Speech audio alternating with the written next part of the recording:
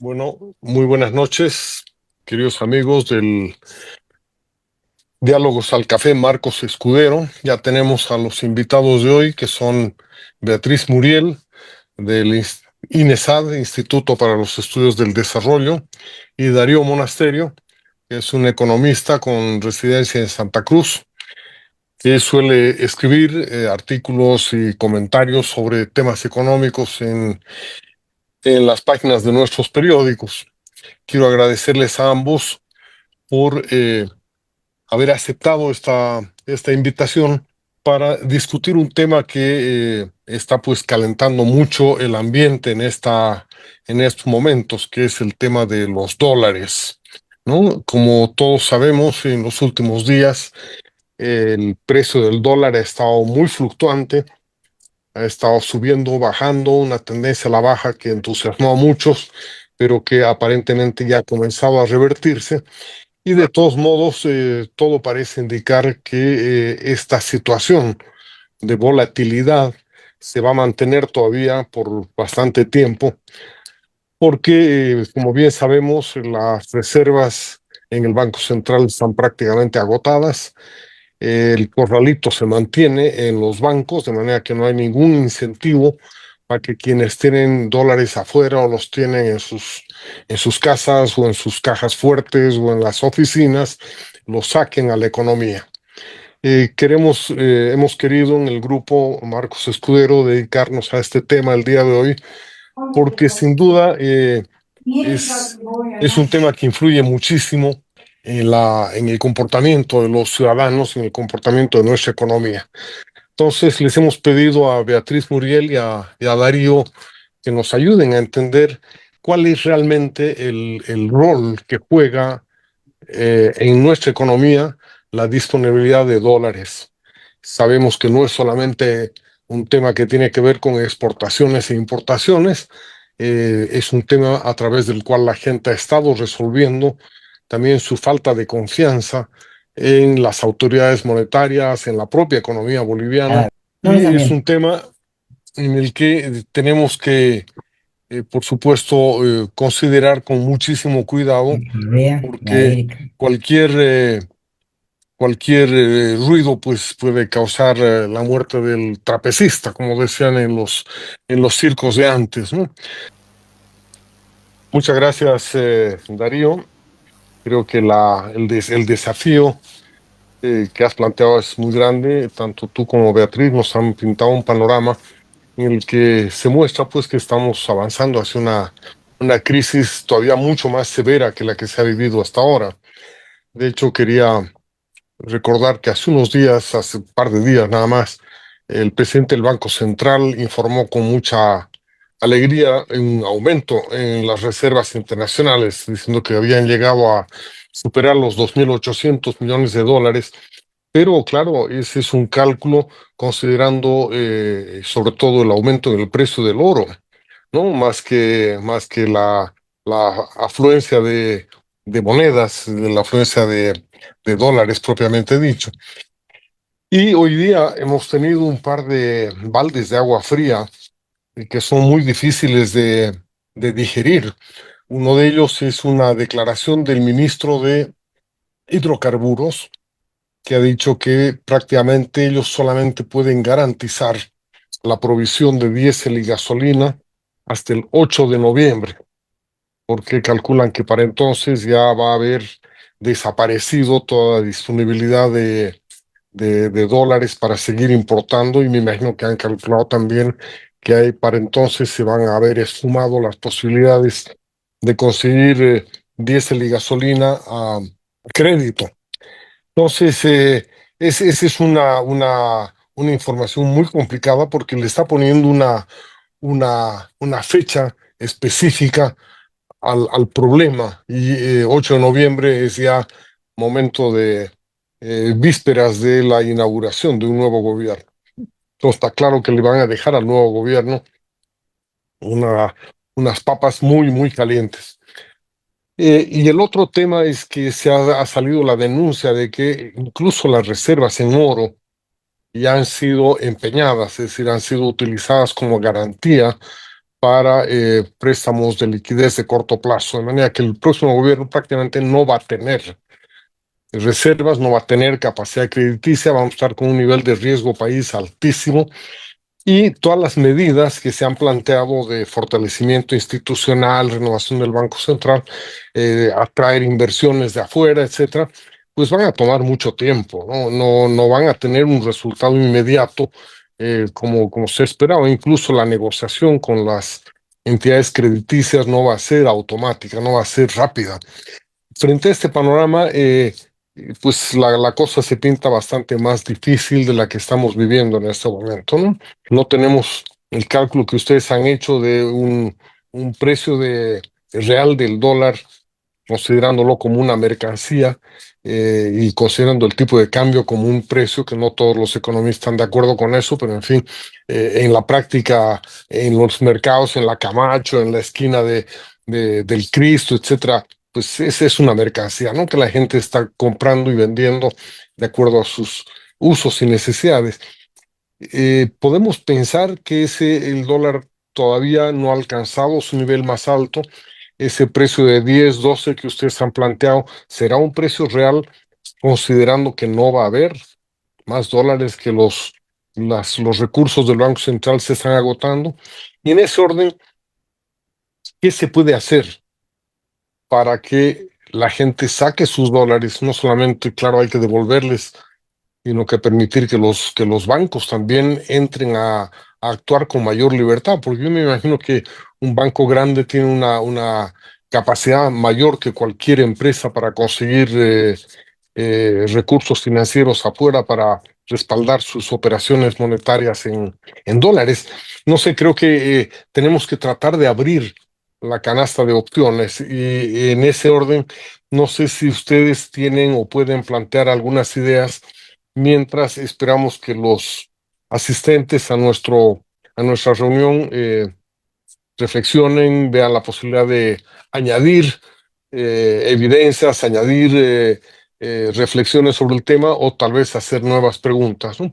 Entonces yo le devolvería el micrófono primero a Beatriz Muriel y luego a Darío Monasterio. Beatriz, adelante.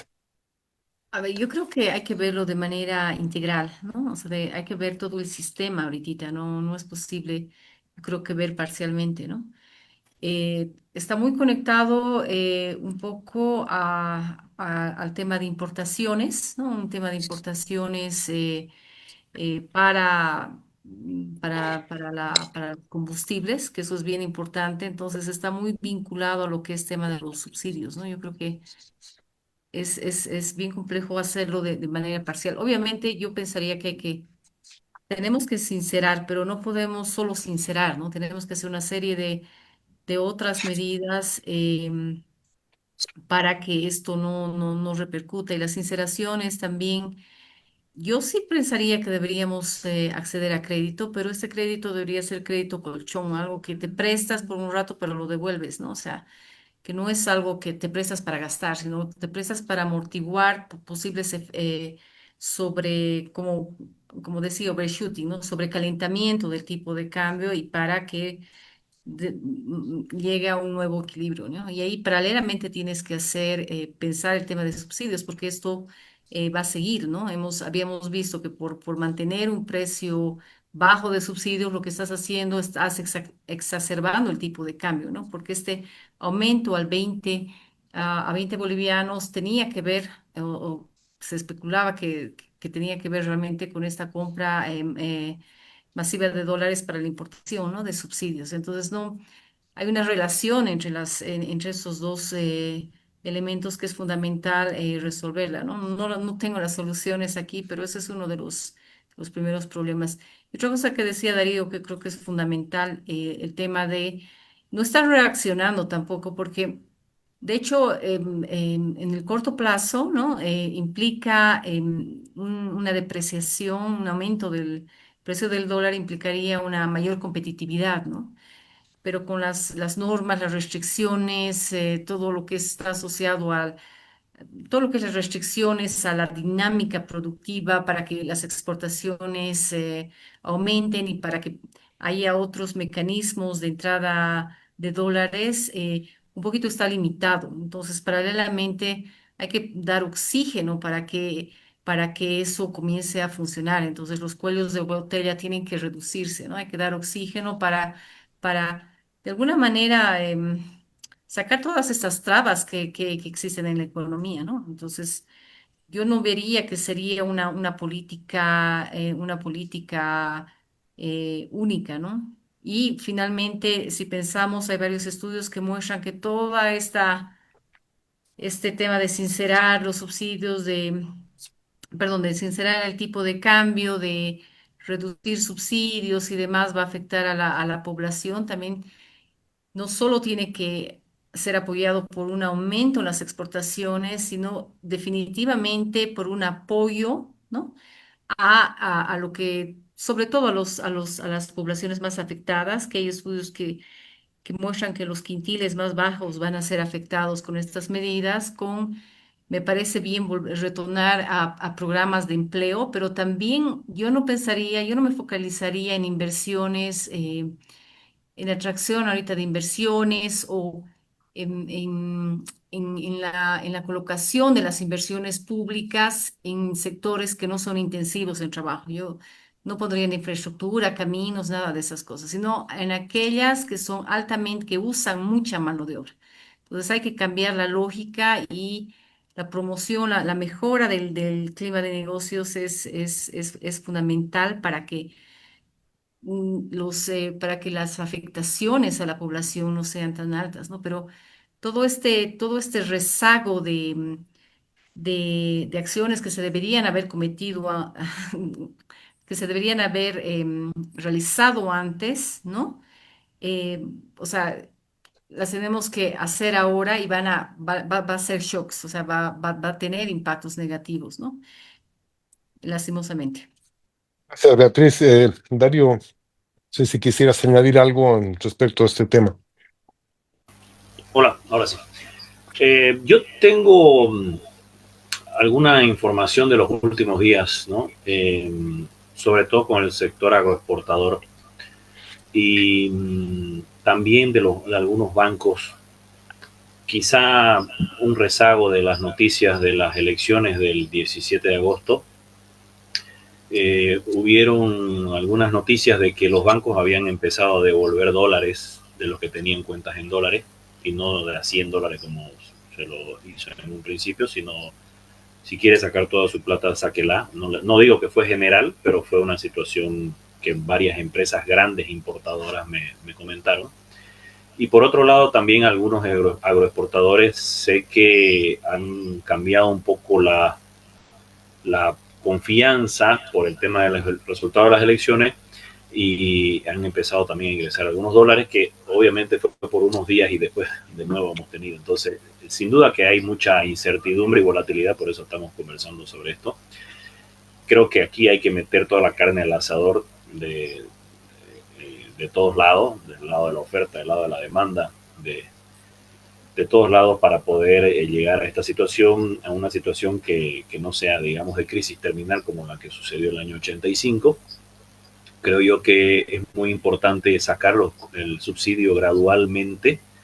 Hay que cortar la obra pública, suena duro, pero es así, sobre todo lo que es infraestructura, como decía Beatriz, dejar solamente lo que es la inversión en social, salud, educación, cortar la obra pública para poder pasar este temporal y obviamente también no digo yo que no se tenga que acceder a financiamiento externo, obviamente que es muy necesario y si se lo puede conseguir, pero dudo mucho de que se pueda conseguir 1.000 millones para el primer día de gobierno, que creo muy difícil que suceda, y peor con el caso del FMI, ¿no? Que el FMI toma su tiempo para evaluar y analizar los planes para los que va a prestar el dinero. Entonces, es una situación difícil, pero yo tengo ese optimismo. He escuchado estos últimos días de que mucha gente ha podido ingresar sus dólares al sistema de alguna forma, quizá ya no, después pueden haberlo sacado, también con las noticias que da el gobierno, cualquiera se asusta, pero creo yo soy optimista de que con señales muy fuertes y muy claras desde el día 1 o quizá desde el día -10, antes de asumir, se puede lograr muchas cosas para no llegar a una situación como la que relatabas, que la escuchamos todos, de que no va a haber ni gasolina, ni diésel, ni oro en el día 8 de noviembre, el día que asuma el nuevo gobierno. Muchas gracias. Tenemos dos personas que han pedido la palabra. Walter Aguad Sotomayor, que es periodista e historiador con residencia en Brasil. Adelante, Walter. Te pido por favor que abras tu micrófono.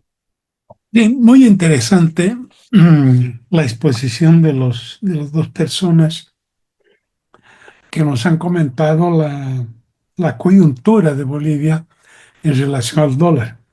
Es evidente que para recuperar una economía, y no solamente la economía, sino la vida de las personas, es necesario restablecer la confianza en el sistema económico. Y es claro que hay necesidad de ajuste fiscal, disminución de las trabas para exportación, disminución de la burocracia, etcétera. Pero hay un tema que a mí me interesa mucho y es el de la expectativa, que tiene mucho que ver con los activos financieros. Y en este caso, creo que primero, la mayor parte del electorado creo que ha mostrado un deseo de cambio en esta primera vuelta de la elección.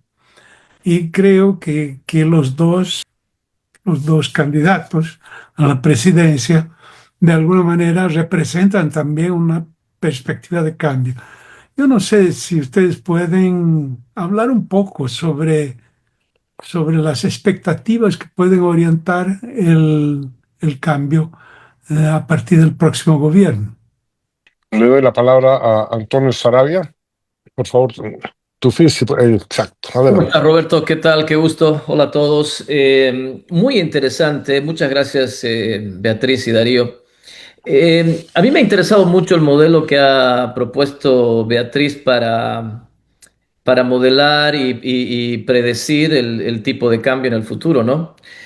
Pero quería entenderlo mejor porque a mí me parece que una de las variables fundamentales para explicar, obviamente, el tipo de cambio es la oferta monetaria, ¿no? Es decir, la única forma que tenemos de comprar dólares es con bolivianos. Entonces, el Banco Central, al emitir más o menos moneda, afecta el tipo de cambio en un sistema flexible, ¿no? Entonces, si no tomamos en cuenta la oferta monetaria, va a ser muy difícil predecir el tipo de cambio. ¿Y por qué ofrece dinero el Banco Central? ¿Por qué imprime? Porque tenemos déficits.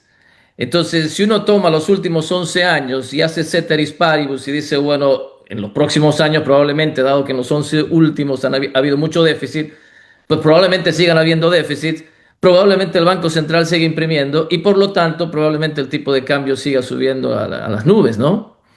Entonces, eso a mí me parece importante y me lleva a un punto que es incluso más profundo, digamos, que es, en algún momento Beatriz decía, el Banco Central interviene para evitar las distorsiones.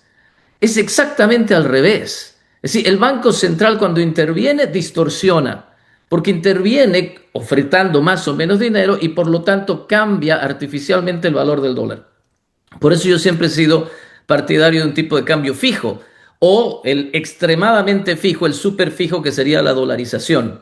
Ahí la gente se asusta y dice, no, es que si mantiene un tipo de cambio fijo nos hacemos menos competitivos, pero eso no tiene sentido, ¿no? Para eso Ecuador sería, pero absolutamente no competitivo, Panamá sería no competitivo y los dos no exportarían nada. Y sin embargo, Ecuador exporta bananas, exporta flores como loco y le va muy bien. Entonces, no es que el tipo de cambio fijo te haga competitivo. Es más, y con esto termino, en el modelo de Beatriz, ellos empiezan con la ley de un solo precio. ¿No es cierto? La ley de un solo precio te muestra que un tipo de cambio nominal fijo no te hace menos competitivo. Porque lo que va a pasar es que si mantienes un tipo de cambio, digamos, barato, lo que va a pasar es que tus precios internos van a subir y el tipo de cambio real es el que te va a medir verdaderamente qué está pasando con el valor de tu moneda, ¿no? Entonces, no hay que asustarse por un tipo de cambio fijo, eso no te hace menos competitivo. Pero bueno, quería plantear estas reflexiones. El Banco Central es el que distorsiona tenemos que definitivamente, para mí, mi opinión, movernos hacia un tipo de cambio fijo, súper fijo, dolarizado, en el que el Banco Central le cerremos la puerta, le cerremos la llave, la botemos al río y los políticos nunca más distorsionen la economía. Gracias, Antonio. Jack Trigo ha pedido la palabra por el chat. Adelante, Jack, te pido abrir tu micrófono, por favor. Como saben, Jack Trigo ha sido superintendente de bancos y ha tenido a su cargo también la presidencia del Banco Central durante una temporada, así que su palabra será muy bienvenida acá. Adelante, Jack. Gracias, Roberto. Gracias. Bueno, los problemas en estos procesos de devaluación necesarios por esta diferencia entre los precios internos y externos es que haces con la política salarial para un proceso de equilibrio, digamos, fiscal y de equilibrio monetario y de balanza de pagos, es obviamente que este pacto con la ciudadanía funcione.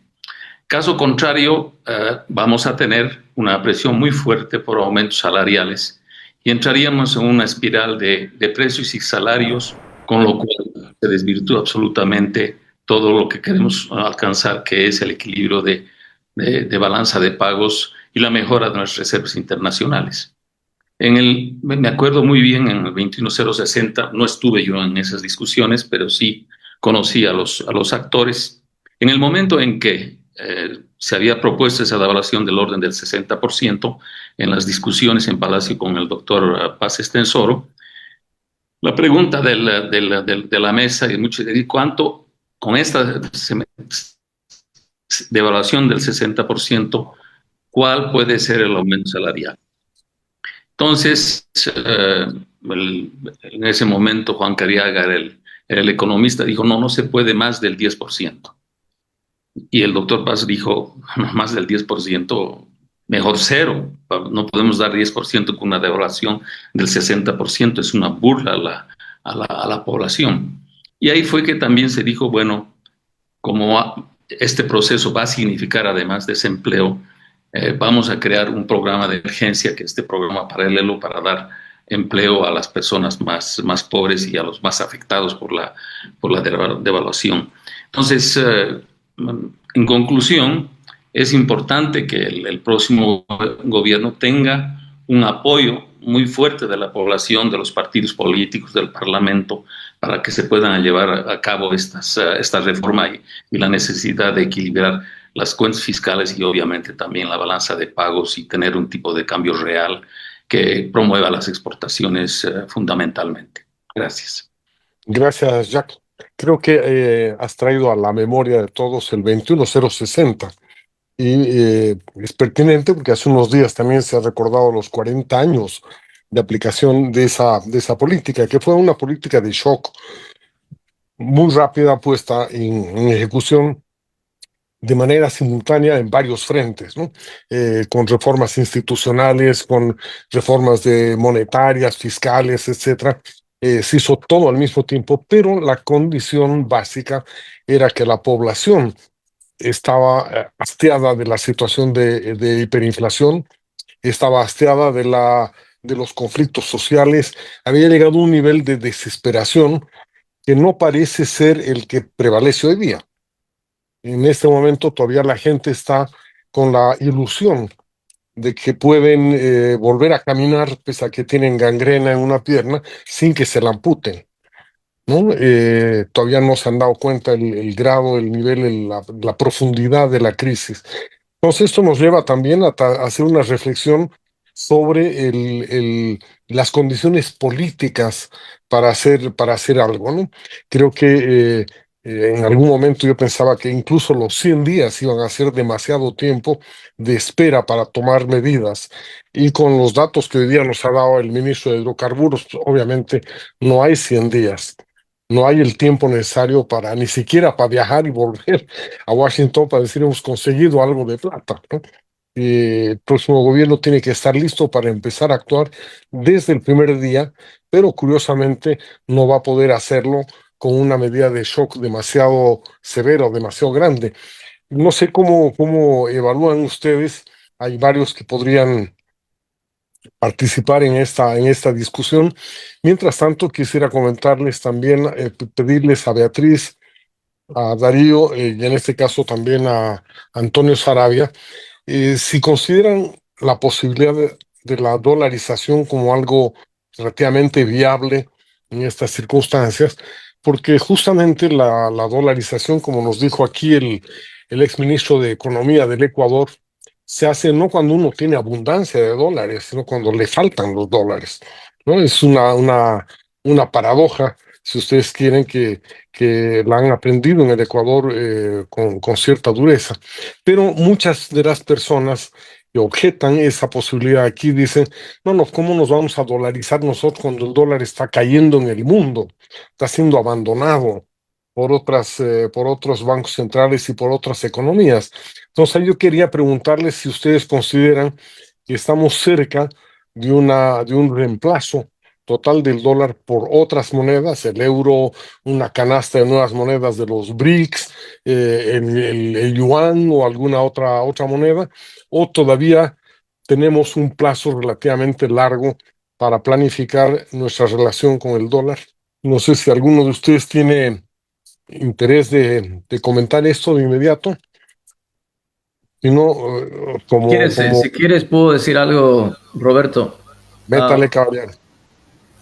A mí me parece que el invitado tuyo tenía toda la razón, el exministro. No se necesitan dólares para dolarizar. Eso es un mito que ha hecho que mucha gente se oponga a la dolarización.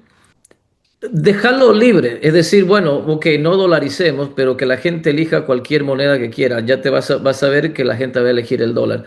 Y yo creo que en los próximos, no sé, hasta que yo me muera, el dólar va a seguir siendo la moneda de intercambio en el mundo. La institucionalidad en Estados Unidos es tan fuerte que resiste a Donald Trump. ¿Me explico? Entonces, la institucionalidad es una garantía de que la Reserva Federal se va a comportar medianamente bien y mucho mejor que lo que se podría comportar en un conglomerado de países como Europa o China, que uno no sabe qué va a hacer, etcétera.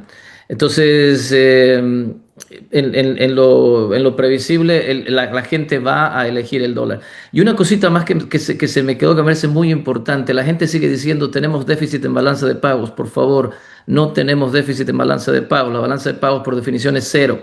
Lo que tenemos es déficit en cuenta corriente de la balanza de pagos, por lo tanto tenemos un superávit en la balanza financiera de la balanza de pagos. Gracias, Antonio. No sé si Darío o... Bueno, yo coincido en el tema de la libertad monetaria, de la libre elección de moneda, que obviamente nos va a llevar a una priorización del dólar en un nivel cercano al 90% si es que hacemos las cosas bien y podemos dejar que la población defina libremente qué moneda quiere utilizar, que es volver a lo que siempre hemos tenido en el país. Quizá no imponer una dolarización, ¿no? O un cierre del Banco Central, como se ofrecía en Argentina. Simplemente dejar en libertad y poder definir nuevamente que el dólar es la moneda que más se va a utilizar en Bolivia. Creo que sería muy saludable para la economía del país en estos momentos principalmente, pero obviamente que hay que hacer ciertos ajustes y tomar políticas muy claras con respecto a ir en esa dirección. Beatriz. Son varias preguntas. Bueno, a ver, voy a comenzar con con las expectativas, ¿no? ¿Qué es lo que se siente? Porque no es algo no creo que haya, digamos, estimaciones rigurosas sobre las expectativas, pero ¿qué es lo que se siente? Yo creo que se siente una confianza de que va a haber ciertos ajustes necesarios, ¿no? eh, por un lado, digamos, de las personas que tienen algo más de instrucción. Y eso está bien porque, y aquí yo lo voy a conectar con algo que comentaba Jack Trigo de este tema de la política salarial, ¿no?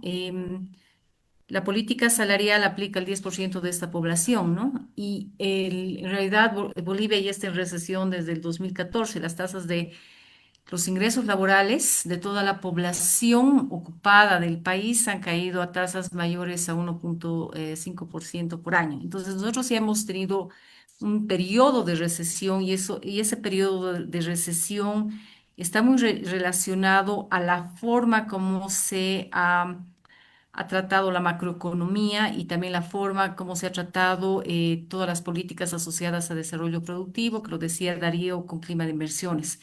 Entonces hay una especie de optimismo en el sentido de que todas estas restricciones también se van a anular y de repente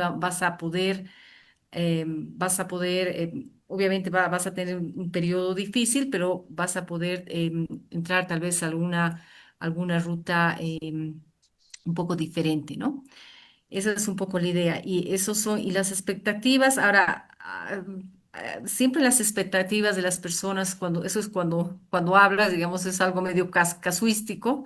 No puedo generalizar, pero porque es algo importante de preguntar, es que no hay, yo creo, en la sociedad una conciencia de esto, ¿no? Esto ya se va a solucionar, mañana se va a solucionar, este tipo de cambio es simplemente por el especulador, ¿no? ¿Qué se llama?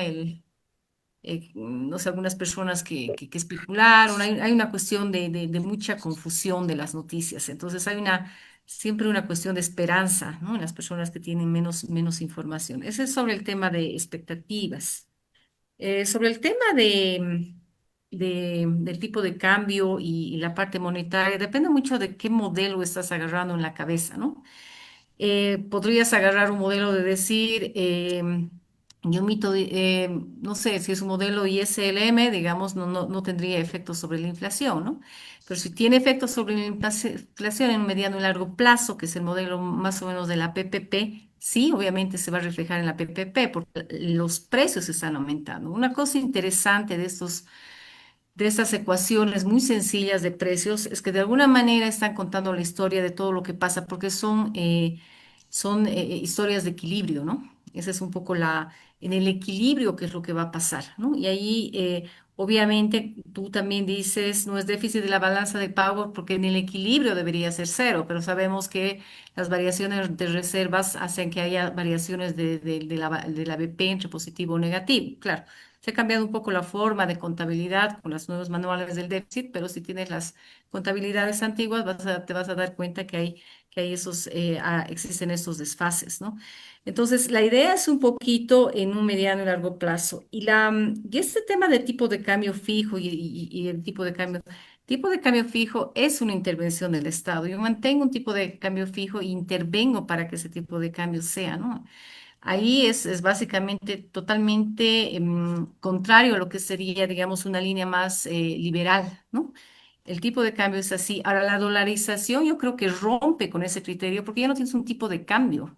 Entonces ya no existe un tipo de cambio para pensar que hay un análisis sobre el tipo de cambio. Simplemente estás analizando sobre otro contexto y sobre este escenario. Ahora, ¿qué hacía, por ejemplo, desde mi perspectiva? Hay muchas formas, puedes hacer por ejemplo, Brasil, por ejemplo, comenzó con necesitas anclas nominales, ¿no?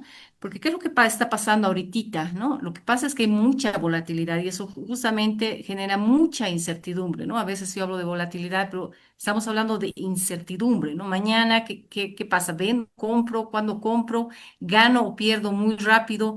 Distorsiona totalmente la economía, genera mucha especulación de corto plazo, etcétera. Entonces, sí, es un precio de mercado, sí es parte de un mercado, de una oferta y una demanda, pero es un precio macroeconómico. Entonces, es una diferencia de un precio microeconómico, pero se puede entender desde bases microeconómicas. Eso cualquier economista teórico te lo va a decir, solo que es macro, es un precio macroeconómico. Esa es un poco la tendencia. Entonces, hay que tener esa mirada, ¿no? Si hay dolarización o no.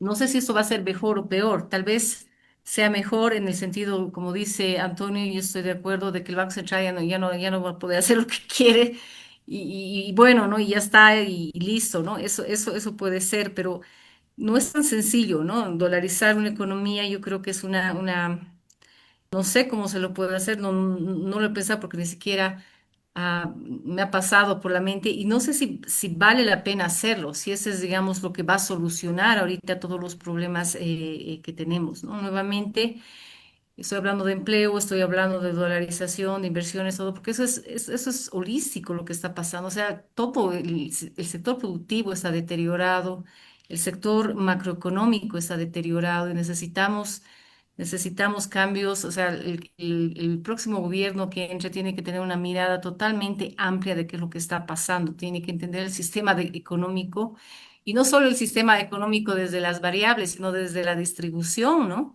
Como decía, yo también pienso, como decía Darío, que eso de sacar los subsidios es algo bien complejo porque y probablemente lo tienes que hacer poco a poco porque los efectos perversos que puede tener sobre las poblaciones más pobres pueden ser altos. Entonces, no es, o sea, yo en vez de soluciones, les estoy dando más problemas con esto, pero yo creo que el mensaje es realmente se necesita mucha gente pensando, discutiendo y viendo qué realmente se puede hacer, ¿no? Para, obviamente, que los costos sociales sean mínimos. Esa es un poco la idea, la intención, el mensaje. Gracias, Beatriz. Walter Guevara ha levantado la mano, así que adelante, Walter. Gracias. Voy a tratar de encontrar la pregunta que creo que tengo. Roberto dio la impresión de que van a desaparecer a partir de noviembre, diciembre, enero las colas de gasolina y de diésel, porque ya no ha de haber gasolina ni diésel. Y tal vez en ese mismo sentido no ha de haber productos de la canasta familiar a ningún precio. ¿Qué pasará con el dólar, no? La pregunta que yo estoy intentando formular es sobre digamos, la necesidad de que lo político y lo económico vayan par y paso. En el decreto 21060 había un partido político estructurado a nivel nacional que tenía unos operadores y respectivamente de lo que tú pienses de su ética, eran formidables, eran poderosísimos. No era solito el doctor Paz. Había el liderazgo del doctor Paz y las expectativas eran de que se haga algo porque la inflación había llegado a tal punto que la gente realmente estaba dispuesta a aceptar medidas durísimas. El otro elemento desfavorable para el 21060 fue que cayeron los precios de las exportaciones, el estaño se fue al diablo, etc. En cambio, hoy día ninguno de los candidatos o binomios tiene un partido estructurado, no tienen el nivel de liderazgo que tenía el doctor Paz, sus equipos económicos pueden ser respetables, pero los equipos políticos no guardan relación con los que tenía el MNR en su tiempo. Y la ventaja es que parece que los precios de los posibles incrementos en exportaciones bolivianas están relativamente altos. Entonces, creo que mi pregunta es doble. Uno, ¿será que entre noviembre, enero, febrero, marzo no va a haber colas porque no va a haber nada, etcétera, etcétera? Y la segunda parte de mi pregunta, ¿cree alguno de ustedes que cualquiera de los dos que gane en la segunda vuelta va a tener los dedos de organista para combinar lo económico con lo político, siendo así que Evo Morales está con el plan explícito, declarado, de tumbar al próximo gobierno, sacando a la gente a las calles por la reacción contra la dureza de las medidas que parece ser inevitable, ¿no?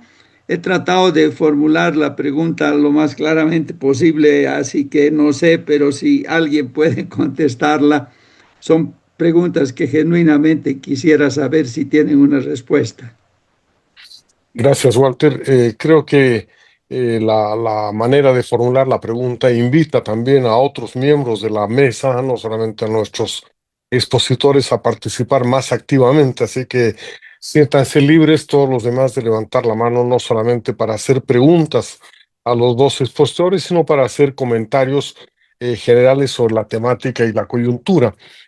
tomándome esa libertad, yo quisiera traer a la mesa un par de temas que han quedado fuera hasta ahora en el debate y que tienen mucho que ver con el tema de los dólares, ¿no? Uno es la existencia de una importante cantidad de dólares en el colchón bank, ¿no es cierto? En las casas, en las familias, en las empresas e incluso en cuentas que tienen las empresas y las familias fuera del país y que las han sacado simplemente para protegerlas porque no había la seguridad jurídica suficiente en el país. ¿Hay alguna manera de estimar esa cantidad? ¿Y hay alguna manera de convencer a la gente de que venga es suficiente la competencia de monedas y la libertad contractual garantizada como para convencer a toda la gente que tiene control sobre esos dólares de que los traiga al sistema y los ponga en circulación nuevamente?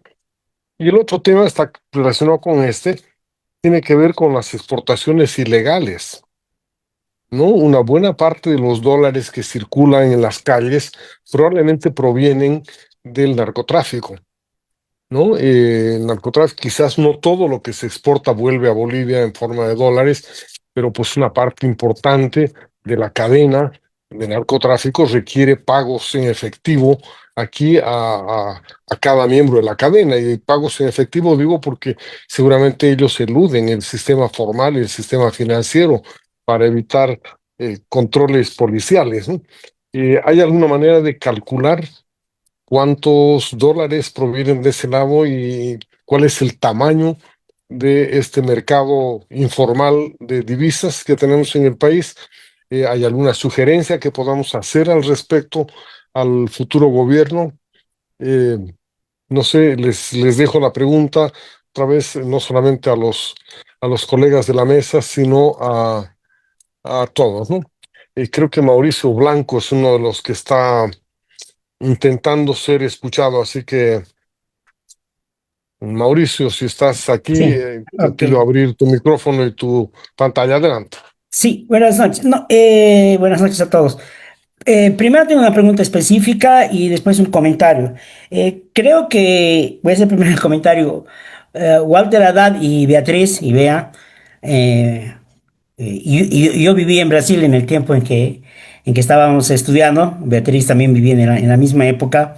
Yo me acuerdo muy bien, y creo que hay que aprender un poco de la experiencia, que cuando Fernando Enrique Cardoso inicia el plan real, asume el banco Gustavo Franco, el Banco Central. Y él durante prácticamente 7 años mantiene el dólar estable, lo mantiene fijo, ¿no? Algo ha pasado que yo no entiendo muy bien qué es, alguna cosa me he perdido en América Latina, que yo me acuerdo bien, y Beatriz se debe acordar, que en ese momento, cuando finalmente cae el tipo de cambio fijo que había en Brasil, ya es reconocido por todos los intelectuales en Brasil, por todos los economistas, que lo que había hecho Gustavo Franco era el famoso populismo cambiario, ¿no? Y como bien dice Beatriz, nada más antiliberal, porque es un tipo de intervención del banco, nada más antiliberal que ese tipo de populismo cambiario, que cayó bastante, hubo un choque muy fuerte cuando cayó finalmente el tipo de cambio fijo en Brasil, y todo el mundo sabe que se estableció a partir de ese momento, pero era identificado claramente como, con todas las letras, como el populismo cambiario, ¿no? Estábamos hablando de los 20.000 populismos que queremos escapar. Tenemos este populismo cambiado, ¿no? Y nosotros vimos en Brasil donde acabó. Ese es un comentario. La otra pregunta es muy específica para Bea. Bea, el modelo, que obviamente lo he visto un poco más en otros lados, yo entiendo un poco de eso, tiene una utilidad, y ahí quiero ir mi pregunta, ¿no? O sea, tú ya has dado una pauta sobre que el modelo es muy difícil establecer cuál es el nivel del tipo de cambio para el próximo gobierno, pensando un poco lo que estamos pensando. Pero el modelo nos ayudaría también, por lo menos, a los formuladores de política del próximo gobierno, cualquiera que sea. El modelo ayuda a un poco a establecer el ritmo de devaluación que necesitamos. Algo nos dice tu modelo sobre eso, sobre el ritmo, ya que es difícil determinar dónde está el punto de equilibrio o cuál es el valor de la devaluación, cuál es el valor del tipo de cambio que deberíamos estar. O sea, ¿ayudaría el modelo de alguna forma a establecer una programación en términos de devaluación para el próximo gobierno? A ver, ¿quién quiere? Antonio Sarabia se ha sentido seguramente directamente tocado, así que adelante, Antonio. Tocado en las fibras más profundas, con el comentario de que un tipo de cambio fijo es lo más antiliberal. A ver, voy a tratar de hacer el argumento. Un tipo de cambio fijo remueve las acciones del Banco Central, porque lo único que tiene que hacer el Banco Central es mantener la paridad. Ahí hay un eco. Es decir, puedes reemplazar al Banco Central por una computadora. Cuando te entran más dólares, la computadora dice, soltemos más bolivianos. Cuando te entran menos dólares, la computadora dice, recojamos bolivianos. Cosa de mantener el tipo de cambio fijo. Es decir, los hacedores de política desaparecen. Es una computadorita que simplemente mantiene la paridad. En ese sentido, eliminas la política monetaria. No hay política monetaria porque no hay un banquero central que diga, ah, no, quiero estimular la economía, quiero que la gente salga a comprar más, por lo tanto voy a imprimir más billetes. No lo puede hacer porque no le entraron dólares. ¿Me explico? Entonces, en ese sentido, es muy liberal porque remueve la acción de política pública. Los banqueros centrales no tienen ningún poder de hacer política monetaria, ¿no? Y el tipo de cambio súper fijo, que yo le llamo la dolarización. Imagínate que tienes $1, un boliviano y mantienes la paridad. Eso es un tipo de cambio súper fijo porque es exactamente una dolarización. Simplemente el papelito cambia de color si lo quieres usar en boliviano y quieres mantener, digamos, no sé, tu soberanía, y la gente habla de quiero tener mi monedita con mis dibujitos y con mis colores.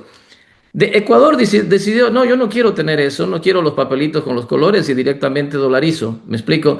O Panamá. Entonces, en ese sentido, has removido a los hacedores de política, y por eso a mí me parece que es una política liberal. Gracias, Solo un Antonio. minuto, por Adelante. favor, Roberto. No, espera Solo un que te minuto. dé la palabra, Mauricio. No te la voy a Ok, decir, te la voy a dar. ya. No me saltes encima. Dale, dale.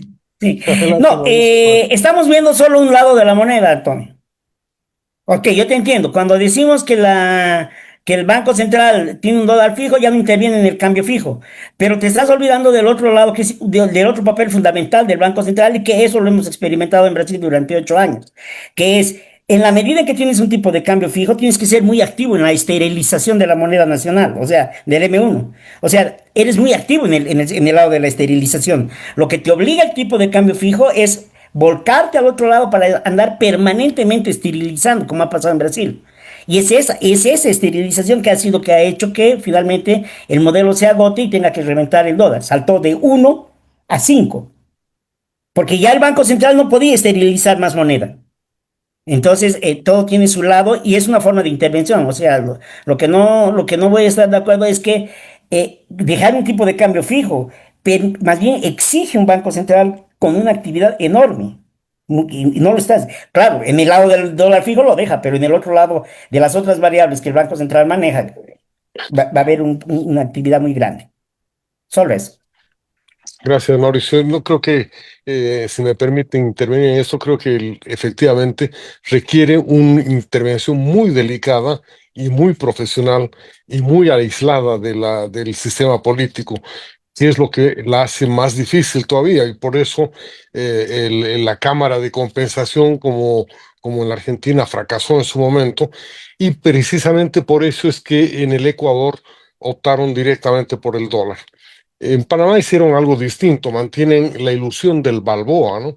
Porque imprimen las moneditas y le llaman Balboa, y los precios dicen, son tantos Balboas o tantos dólares, son exactamente lo mismo, porque no están imprimiendo papel, y el Banco Central simplemente tiene un manejo cambiario mínimo, que es la impresión de los quarters, los dimes y todos los centavos nada más, ¿no? Darío Monasterio ha pedido la palabra también. Adelante, Darío. Sí, primero quería responder el tema político. Veo que han hecho dos preguntas al respecto. Yo no veo muchas diferencias realmente entre la propuesta económica de Rodrigo Paz y de Tuto Quiroga.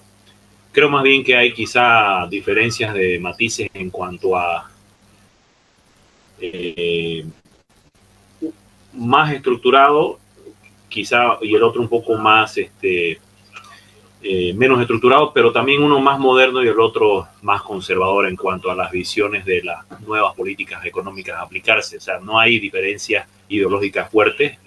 Lo que quiero decir es que uno es más moderno y más populista, si se quiere el término, pero dentro de lo que es el cambio de modelo, eso está claro. Creo que los dos proponen un cambio de modelo.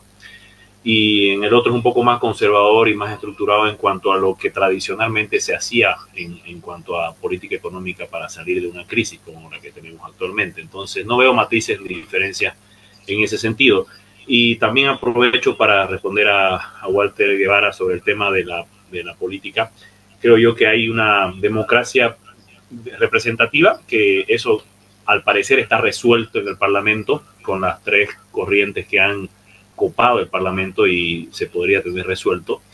Y ahí va a ser muy importante la institucionalidad democrática que ha sido destrozada por el MAS durante los últimos 20 años, para que la democracia participativa, la democracia de la calle, en la que tenemos ahí un escollo bastante duro de roer como es Evo Morales, pueda verse disminuido en cuanto a su poder de coerción, digamos, para el próximo gobierno. Entonces va a ser muy importante el refuerzo de las instituciones a través de la democracia representativa en el Parlamento y de las tres fuerzas políticas que han ganado las últimas elecciones y han copado el Parlamento para poder aminorar los efectos.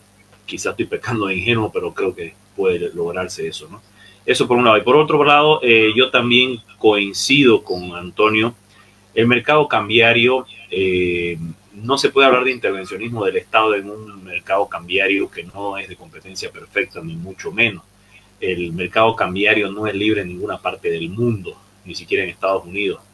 Entonces, creo yo que la política económica, monetaria, cambiaria que pueda tener un país tiene que ir en base a perseguir la libre competencia, la libre oferta y demanda, el libre mercado, el comercio internacional, promover el comercio internacional entre todos los países. Lo que hizo Bolivia también es muy importante, porque al no tener nosotros una política monetaria efectiva, ¿no? Por haber tenido una dolarización muy alta durante tantos años, la política cambiaria jugaba un papel fundamental con las mini devaluaciones para aumentar la competitividad de las exportaciones, principalmente las no tradicionales. Entonces yo creo que tenemos que volver a eso. Quizá la historia no se repite, sino como farsa, dicen, pero tenemos que volver a las mini devaluaciones y a la libre competencia en monedas con prioridad del dólar en un 90% principalmente, creo yo que va a ser. Y tomar muy en cuenta los términos de intercambio que son los que realmente determinan el progreso económico en Bolivia. Eso. Gracias, Darío. No sé, Beatriz, si quisieras añadir algo antes Sí, tal de vez que muy nos vayamos. rápidamente, simplemente muy rápidamente. Lo político, concuerdo con Darío, sobre todo si ves los nuevos, digamos, asesores, por ejemplo, los nuevos asesores de Rodrigo Paz, que eran asesores de Doria Medina, ¿no? Entonces yo creo que hay una homogeneización, bueno, con algunas diferencias, pero los dos quieren o proponen cambios, ¿no? No sé, en todo caso no se va a seguir la línea. En lo político que mencionaban, yo creo que si sale Tuto va a tener más fricciones políticas más del entorno externo, pero yo creo que Rodrigo va a tener más fricciones del entorno interno porque veo que su bancada, la gente que lo apoya internamente es un poco más diversa. Esa es la única cuestión. Con relación a Antonio, lo que pasa es que, a ver, es como el subsidio. Exactamente lo que hace es el subsidio. Le has puesto el precio de la gasolina. Esa es una intervención directa del gobierno. Lo que haces con un tipo de cambio fijo es una intervención directa del gobierno para que el tipo de cambio sea ese y no sea el tipo de cambio del mercado, ¿no? Esa es un poco la mirada. Ahora, obviamente, totalmente de acuerdo contigo que la política monetaria se reduce drásticamente, aunque no solo la política monetaria se supedita, digamos, a al hecho de mantener el tipo de cambio fijo, a la política cambiaria, ¿no? Hay políticas convencionales, otras, bueno, en Bolivia no hay tanto, pero por ejemplo la tasa de interés, las no convencionales, por ejemplo, un swap ha llegado a ser una política monetaria, ¿no? Entonces, no es que lo vas a anular, digamos, va a seguir el Banco Central, pero obviamente con mucho menos limitaciones. Pero es cómo intervienes en el mercado y yo no estoy, yo no, yo creo realmente que no sé cuál es la medida. Para mí, lo más sencillo que podemos hacer nosotros es realmente volver a lo que es lo que era el crawling peg, porque es algo que sabemos, es algo que ya conocemos, no necesariamente porque sea el mejor modelo. Por ejemplo, Brasil cambió su ancla nominal por el modelo de los inflation targeting, como también lo hizo Chile, que son modelos, por si acaso no es una meta de inflación. Lo digo eso porque en otras discusiones no se entendía. Y un poquito responderle, ya no me acuerdo cuál ha sido tu pregunta. Ah, sí, ¿sabes qué? Bueno, eh, por ejemplo, en Brasil fue muy importante el tema del déficit fiscal, ¿no? Porque el déficit fiscal implicó una captura muy fuerte, digamos, de crédito del resto del mundo, digamos una entrada de capitales, pero no como lo hacen en Bolivia, ¿no? Sino una entrada de capitales decían de los inversionistas golondrina de corto plazo, ese tipo de cosas, ¿no? Y es un poco, si no tienes reservas, si no tienes niveles de reservas que puedan amortiguar la subida y bajada de reservas internacionales altas, tu tipo de cambio no va a funcionar, tu tipo de cambio fijo no funciona. Ahorita no puedes decir voy a tener un tipo de cambio fijo porque va a ser exactamente lo que es ahora, o sea, si no tienes reservas para mantener, no funciona. Y si ves que están cayendo, entonces realmente tienes que devaluar. Ahora, no es que vas a devaluar cuál es tu mecanismo. Por ejemplo, Crawling Peg funcionaba para mí súper bien porque incluso disminuye la volatilidad, hace que los centavos vayan cambiando. Y en Brasil lo que pasó fue una entrada de créditos excepcional con una caída de reservas y obviamente no se podía sustentar, no era creíble mantener ese nivel de déficit fiscal. Entonces ese crédito que entró comenzó a salir de manera súper rápida. Y la salida implicó también salida de dólares al país, entonces las reservas internacionales, y eso causó crisis de moneda, ¿no? Entonces, si todo está bien, puedes mantener un tipo de cambio fijo, pero si las cosas no están bien, es muy difícil, ¿no? Y sobre todo las reservas. Necesitas un stock para mantener, para intervenir en un mercado y mantener un precio. Eso era, hay varias cosas más, pero eso es básicamente. Lo siento. Gracias, Beatriz. Víctor Hugo Montalvo ha pedido la palabra, así que le vamos a dar como último intervencionista o último interventor de la Gracias, noche. Víctor Hugo, adelante. gracias, Roberto. Eh, 11 años un tipo de cambio se quedó fijo. La información semanal que tenía el Banco Central mostraba el tipo de cambio real con la paridad de poder de compra cruzado. Ni los mismos del Banco Central tenían bien definido. Había un rezago cambial entre 38 hasta el 45%, y nos hemos ido manteniendo con un tipo de cambio fijo. Hemos tenido todo el tema del blue, etcétera, etcétera, cuando ya empezaron los problemas y ahora no hay información para poder analizar. Y todo el mundo te dice cuál sería el tipo de cambio previsible. Entonces uno quiere decir, primero, es corregir el tipo de cambio por la paridad de poder de compra cruzada. Debería estar en debería estar en 10-20 o alguna cosa por el estilo. Pero después empezamos a hablar que mucha gente en toda esta trayectoria ya ha empezado a usar los stablecoins. Hay USDTs que se van negociando, importadores que están cambiando, todo. ¿Cómo cambia? Y eso va también aprovechando que está aquí Darío, Beatriz, inclusive Antonio. ¿Cómo calculas todas esas transacciones en el M1, en el M2, M3, M3'? Porque va a cambiar el modelo, no somos igual que antes. Por favor, una respuesta tal vez para poder aclarar. Gracias. Necesitamos saber algún experto que nos diga qué influencia tienen las criptos en el sistema monetario y en los sistemas de medios de pago. ¿Alguien se anima a levantar la mano? ¿Verás? un minuto, prometo, 30 segundos. Adelante, no, no hay problema, dale. 30 segundos para responderle a Beatriz, porque esta discusión es muy interesante. Beatriz, no necesitas reservas para mantener un tipo de cambio fijo. Si tus reservas caen, si exportas menos, entonces tienes que recoger moneda, tienes que recoger oferta monetaria. Entonces, lo que estás haciendo con un tipo de cambio fijo es vivir tu realidad. Si suben las exportaciones y tienes un montón de dólares, pues vas a tener muchos bolivianos. Si te va mal y no exportas, pues vives tu realidad y recoges los bolivianos y entramos en una recesión. ¿Por qué? Porque es lo que nos pasa, no estamos vendiendo. Entonces el tipo de cambio fijo lo que hace es simplemente que vives tu realidad.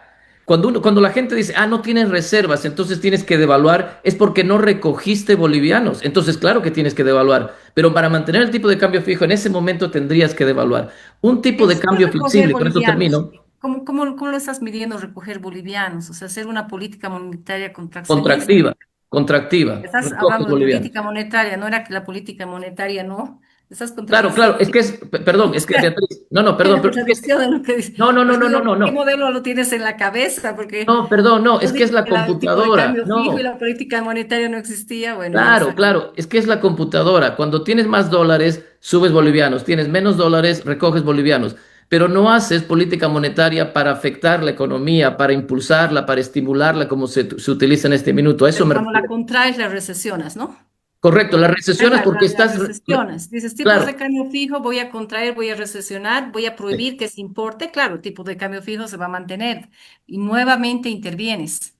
pero lo Eso único es. que estoy haciendo es reflejar la realidad. Podemos tener otra discusión al margen de Está esto bien, pero para...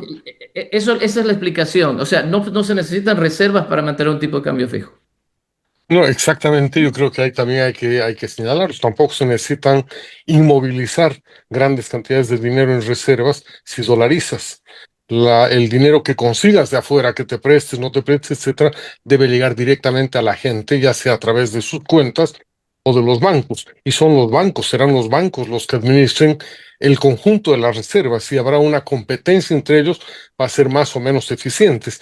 Y como dice Antonio, si es que hay un cambio en las relaciones de productividad y de intercambio con otros, será la economía entera la que se ajuste, ya sea aumentando la producción o relocalizando sus propios recursos. Sería mucho más efectivo, mucho más eficaz tener una economía dolarizada que una economía no dolarizada. Sería una especie de volver al patrón oro o al patrón plata que tuvimos antes de 1930 en Bolivia, en la que todos los bancos que podían hacerlo emitían su propio dinero y mantenían sus propias reservas. Si ustedes miran esa época, es curiosamente muy estable, pese a los enormes shocks financieros y físicos que hubo, incluyendo guerras de por medio, ¿no? El problema nuestro empezó realmente en 1930-31, cuando el Banco Central empezó a intervenir y a tratar de trabajar. Y ahí no quiero hablar mal del Banco Central en general, porque hemos tenido periodos brillantes y no quiero que ningún presidente de Banco Central se me ofenda, ni siquiera el que está aquí, que sé que tiene más capacidad de aguante, pero en general, ¿no es cierto? La etapa institucional del Banco Central ha sido la excepción más que la regla. Y la tentación que tienen los gobiernos de utilizar el poder del Banco Central para manipular la economía, las ofertas, el déficit fiscal, etcétera, le ha impedido respetar ni siquiera la Constitución, no solamente la ley del Banco Central. De manera que yo creo que hay que despejar un poco el miedo a la dolarización, porque creo que en el corto plazo es mucho más viable, es mucho más efectiva, demoraríamos mucho menos en recuperar la confianza en la economía que tratando de estabilizar una moneda en la que la gente ya ha perdido la confianza. En ese sentido, me parece que habría que rescatar una propuesta que hizo uno de los panelistas hace un par de sesiones, que dijo, lo que necesitamos es legalizar la realidad, es decir, no tratar de ajustar la realidad a unas leyes fantásticas, maravillosas, sino más bien tratar de convertir nuestro sistema normativo y legal en algo útil y viable y respetable para la gente de la calle. Creo que el tema del dólar nos va a obligar a eso más rápido que tarde. No habiendo más gente pidiendo la palabra, quiero agradecerles enormemente a todos y cada uno de ustedes por su asistencia, y muy especialmente a Beatriz Muriel de INESAD y a Darío Monasterio, a quienes les pediría que se despidan muy rápidamente para terminar cerrando la sesión. Han sido ustedes muy amables en acompañarnos este viernes y esperamos podernos encontrar el próximo viernes en este mismo local.